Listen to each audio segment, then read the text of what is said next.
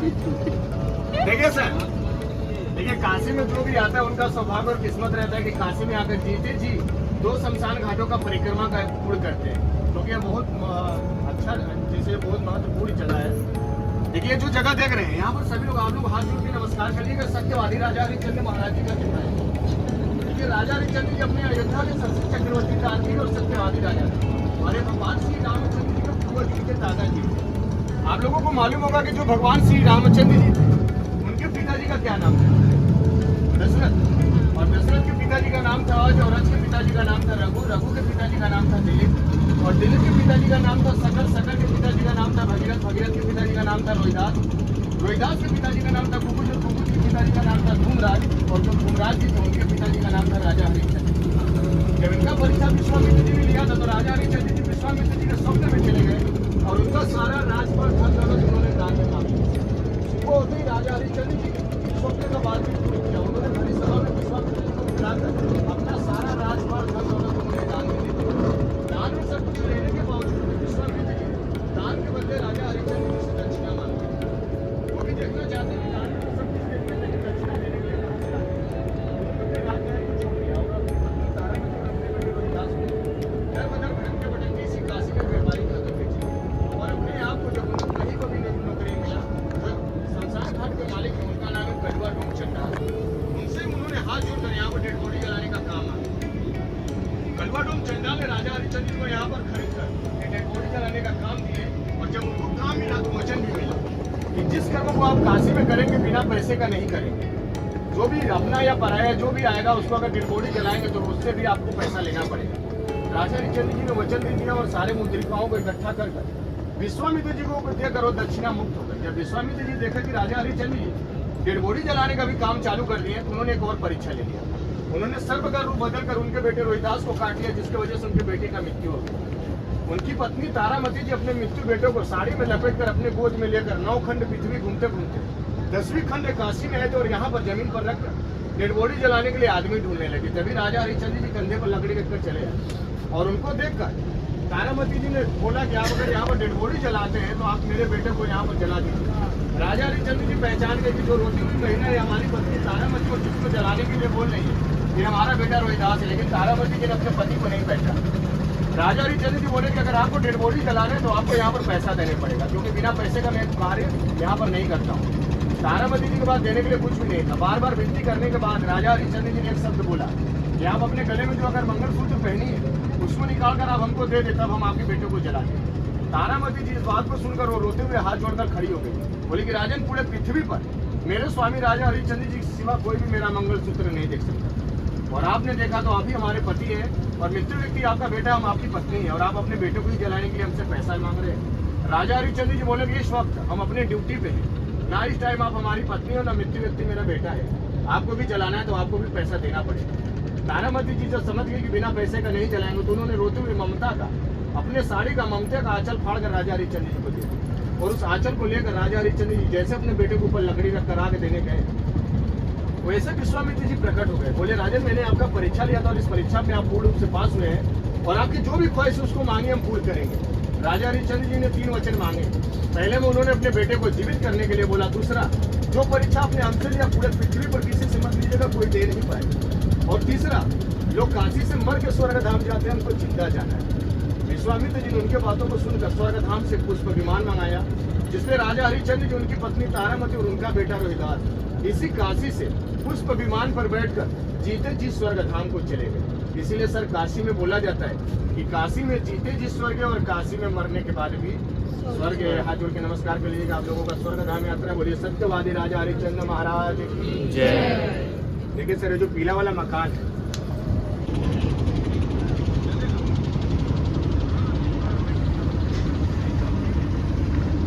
शंकराचार्य जी वो वाला, यहाँ पर छोटे छोटे बच्चों को योगा जितने भी हमारे संस्कृत वेद है सभी वेदों का पढ़ाई पढ़ाया है। और जो सफेद वाला जिसके ऊपर भगवान शिव जी बने हैं ये वाला है ब्रह्मानंद महाराज जी का आश्रम है।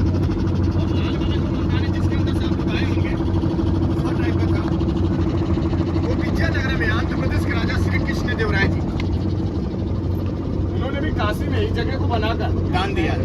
और जो मंदिर देख रहे हैं ये केदार जी का मंदिर है।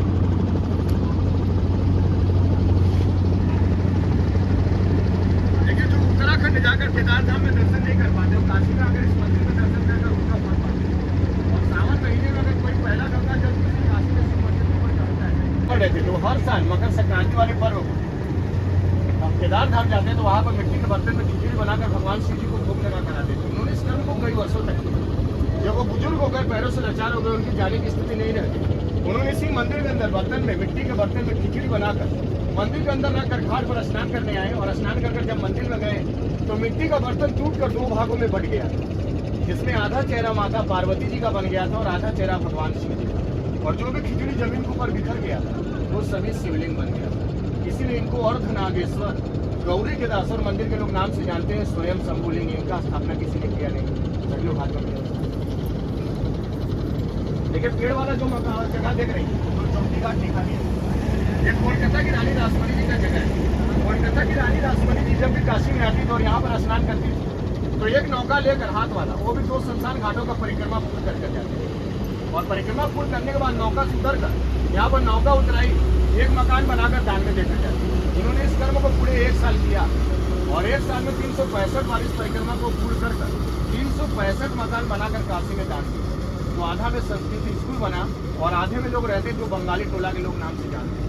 इसके पीछे पूरा वो मकान है। और काशी में जिस गली में से आप घूम कर आएंगे, जो भी जूना या पुराना मकान जिसमें मंदिर वंदिर दिखाई देगा वो सभी रानी रासमणी जी का काम है। देखिए जिसके ऊपर ओम बनाया गया है। अब यहाँ से थोड़ा सा चला कर लेकर चलिए, वो भी यार किनारे से लेकर चलिए, इतना जैसे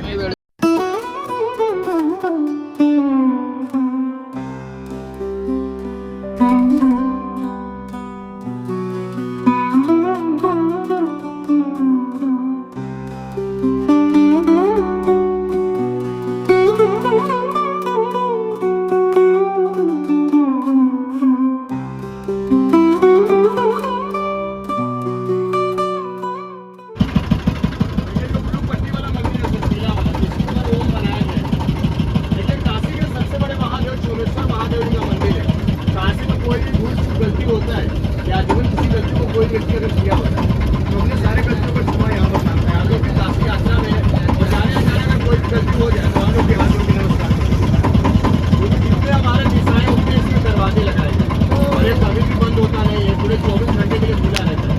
और जिधर जिधर भी आप जाएंगे उधर उधर के लिए दरवाजा खुलता चला जाएगा। ऊपर घाट जो लिखा है ये मानसरोवर एक तालाब था, इसके ऊपर और एक अभी तालाब है मानसरोवर का हिमालय के ऊपर। बताया जाता है कि कोई स्नान अगर कर लेता तो वो व्यक्ति हर एक रोगों से मुक्त हो जाता। जब तालाब का पानी यहाँ पर सूख गया था, इसके ऊपर एक आश्रम बना दिया गया है जिसका नाम है तारका आंध्रा आश्रम है। आंध्रा का सबसे बड़ा आश्रम है और उसमें वही लोग रहते हैं जो काशी में मरने के लिए आते हैं। क्योंकि ये काशी मुक्त भवन है, वहाँ पर आजीवन कोई रहने के लिए आया नहीं है। अगर रहने को रहता तो हमारे काशी में 52 स्टेट के राजा महाराजा, 52 स्टेट के राजा महाराजाओं ने अपना अपना राजमहल बनाया और काशी में दान देकर चले गए। अगर रहते तो काशी में लोग काशी से नहीं राजवाड़ों के नाम से जाते जो काशी रास्ते में। देखिए जो नारायण घाट देख रहे लाल वाला, यहाँ पर कोई भी व्यक्ति घोड़े में स्नान नहीं करता। इधर पति पत्नी, माता पिता, बहन भाई और 2 दोस्त अगर स्नान कर इस घाट पर काशी को छोड़कर आजीवन चले तो दोबारा नहीं है। तो बताया जाता है कि उनका जो पारिवारिक जीवन जगह उलझन लड़ाई झगड़ों में बीत जाता है जो कभी भी शांत नहीं। और अगर लग रहा है कि हम फेंक रहे हैं और बोल रहे हैं तो एक बार हम नहा सकते हैं, क्योंकि बताना हमारा काम है सर और करना आप करें। जब ऑटोमेटिक उलझन होगा तो समझ में आएगा कि भैया ने सही है। और यहाँ पर रियलिटी है, देखिए जब काशी नगरी बना था यहाँ पर 33 कोटि देवी देवता काशी का भ्रमण कर रहे थे भगवान शिव जी के साथ। क्योंकि जिस जगह पर आप घूम रहे हैं ये सबसे अलग हट करे सर, सिर्फ काशी ही है जो पृथ्वी से अलग है। बाकी और जगह पर जहाँ जहाँ से आप लोग आए सभी लोग पृथ्वी पर रहता है, लेकिन काशी में जो लोग रहते हैं वो पृथ्वी पर नहीं रहते। ये काशी 9 खंड पृथ्वी है और 10वें खंड पर है काशी जो पृथ्वी से अलग है, जिसको उठाकर भगवान शिव जी ने अपने त्रिशूल को नोक पर रखा है। इसलिए काशी अविनाशी है, यहाँ पर कभी भी प्रलय आता नहीं है। यहाँ पर हर एक चीज में कुछ न कुछ सिस्टम रहता है सर, इसीलिए ये चीज बना नहीं है। देखिए राजागढ़ बाजीराव पेशवा पुणे के महाराजा गए, उन्होंने भी इस महल को बनाकर काशी में डाल दिया। ये सिर्फ फिल्मों का शूटिंग और धारावाहिकों में दिया जाता है। यहाँ पर घातक मूवी, इतना मूवी, स्मार्ट शंकर, राजना, डोली रेलवे तो बहुत सारी मूवी का शूटिंग हुआ। और ये सामने वाला लाइट वाला घाट है बबुआ पांडे घोड़े वाले महाराणा प्रताप जी का बनाया हुआ महल, उन्होंने इस महल को बनाकर काशी में डाल दिया। और जो दोनों ये लोग प्लास्टिक के बीच में महल है, देखिए दरभंगा घाट, ये बिहार के राजा ने इसमें राज किया था दरभंगा महाराज जी ने। और इस महल को बनवाने वाले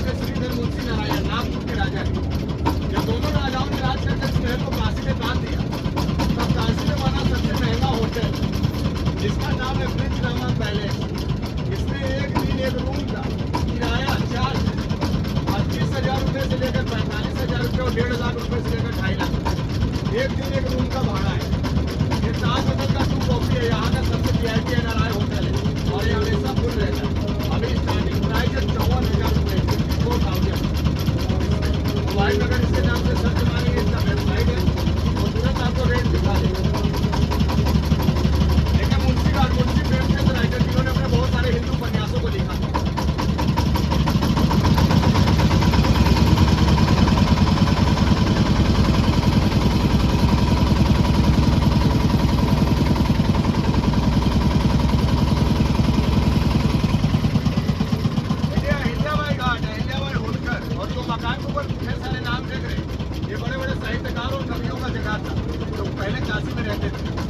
वो छोड़ कर गए, वो सभी उनका मकान है और ये अहिल्याबाई होलकर जी का जगह है। इन्होंने 1777 में बाबा विश्वनाथ जी को काशी में स्थापित किया है और वहाँ के राजा रणजीत सिंह जी जब 1883 में काशी में आए थे, उन्होंने काशी में आकर 200 किलो 200 kg गोल्ड सोना दान में दिया था, जो पूरा बाबा विश्वनाथ मंदिर में लगाया। जब अहिल्याबाई होलकर जी ने विश्वनाथ सिंह जी का स्थापना किया था, उन्होंने अपने डिजाइन का खुद एक यहाँ पर मंदिर बनवाई थी और दूसरा मंदिर बाबा विश्वनाथ जी ने बनवाई। ये पहला सिंपल है बाबा विश्वनाथ जी, जो पेड़ के ऊपर 3 मंदिर है। देखिए लाल वाला जो मंदिर देख रहे थे, यहाँ पर सभी लोग सच्चे दिल से हाथ जोड़ के नमस्कार करेगा। यहाँ की सबसे बड़ी माता शीतला मैया का मंदिर है। जब ये काशी में था उससे पहले माता है और बताया जाता है कि यहाँ पर अगर सच्चे दिल से जो कोई भी व्यक्ति हाथ जोड़कर अपने लिए, अपने परिवार के लिए जो भी कोई मन्नत या मनोकामना मांगता है, उसकी हर एक मनोकामना यहाँ पर पूर्ण होती है।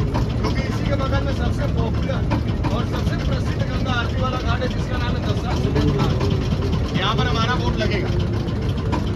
इसी जगह पर राजा दशरथ और ब्रह्मा जी ने दोनों लोगों ने 10 बार काशी में आकर 10 आश्चर्य कर दिए और इस काशी को छोड़कर जाने से पहले राजा दशरथ जी स्नान कर पहला गंगा आरती कर उन्होंने पुत्र प्राप्ति का वरदान मांगा, तब जाकर उनको 4 पुत्रों की प्राप्ति हुआ। इसलिए घाट को दसरा सुमेध घाट, 10 अश्वमेध घाट और जो यहाँ के पहले ऋषि मुनि ब्राह्मण लोग रहते थे, उनका रखा हुआ नाम था प्राचीन रुद्र सरोवर घाट। ये 3 घाटों के नाम से जाना जाता है। 2003 में इस घाट को निर्माण करने में आते थे राजीव गांधी, उन समय से पहले चले गए, लेकिन ये घाट जाकर बना 2003 लेकर आए हैं और वैसे लेकर जाएंगे परिक्रमा ऐसे उल्टा करवा कर आपको दोषी नहीं बना। देखिए जो जगह है सर, इस सामने देखिए काशी में के लिए आए हैं और जिन्होंने आपको बुलाया और जिनके नाम से आप काशी में यहाँ पर घूम रहे हैं, कि वही बाबा का मंदिर है, बाबा विश्वनाथ जी का मंदिर है। देखिए बाबा विश्वनाथ का जो ये सबका द्वार सामने वाला देखिए सीधा जाएगा तो बाबा विश्वनाथ जी का मंदिर है। ठीक है सर, यहाँ से ही आप लोगों को खत्म होगा महापंचकोश यात्रा। देखिए जो आग जल रहा है, जहाँ पर लाइट अप डाउन हो रहा है, यही है काशी का सबसे पावरफुल और सबसे बड़ा शमशान घाट, जिसको बोला जाता है मणिकर्णिका घाट। ये हमारे विश्व का नहीं बोले तो पूरे एशिया, पूरे वर्ल्ड का सबसे बड़ा शमशान घाट है। लेकिन इसी जगह को घूमने के लिए माता पार्वती जी ने भगवान शंकर जी से विनती की, तो भगवान शिव जी माता पार्वती जी को लेकर काशी में आए और उन्होंने जगह का भ्रमण करा। जब माता पार्वती जी को जगह बहुत प्रिय लगा, बहुत अच्छा लगा, उन्होंने विश्व करी जगह को नाम दिया, जिसका नाम पड़ा आनंद वन।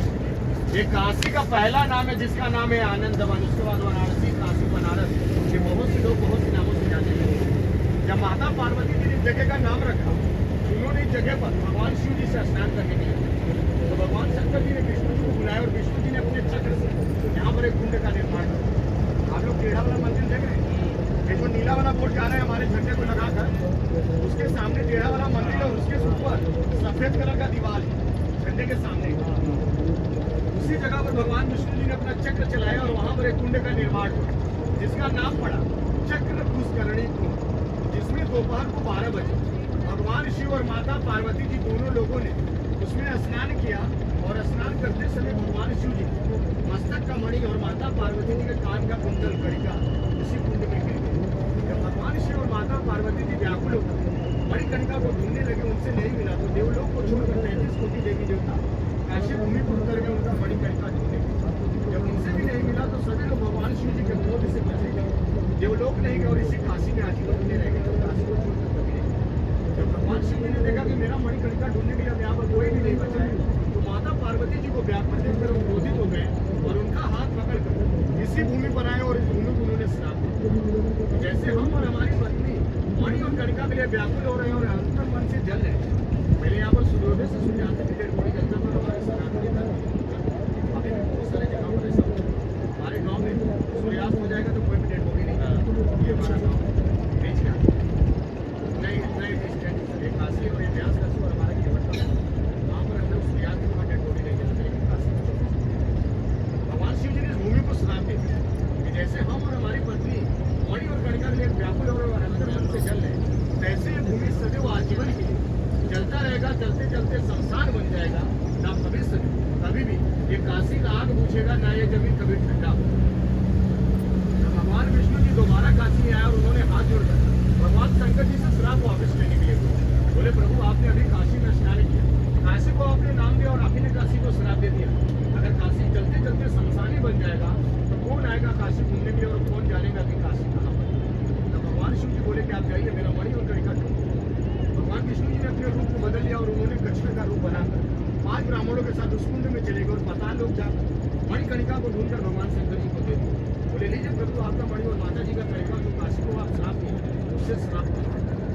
भगवान शिव जी ने बोला कि जैसी चीज कमान से निकल गया वापस नहीं आए, मेरा श्राप भी मेरे जुबान से निकल गया तो कभी भी वापस नहीं आए। लेकिन हमने काशी को श्राप दिया है तो हम काशी को मोक्ष का वरदान देंगे कि जो भी काशी में मरेगा या जो भी काशी में मर जाएगा, जिसको स्नान कर काशी में जलाया जाएगा, उनके आत्मा को काशी से स्वर्ग और वैकुंठ उनको काशी से मोक्ष की प्राप्ति मिलेगा। ऐसा भगवान शिव जी ने इस काशी भूमि को बताया। और जो काशी में डेड बॉडी लेकर चलेगी केवल निषाद रात्रि, लेकिन निषाद रात्रि में लेकिन और हाथ जोड़ कर बोले प्रभु जिस कार्य के लिए आप यहाँ पर आए तो चलेंगे और जाते समय सभी लोग सच्चे दिल से हाथ जोड़ के नमस्कार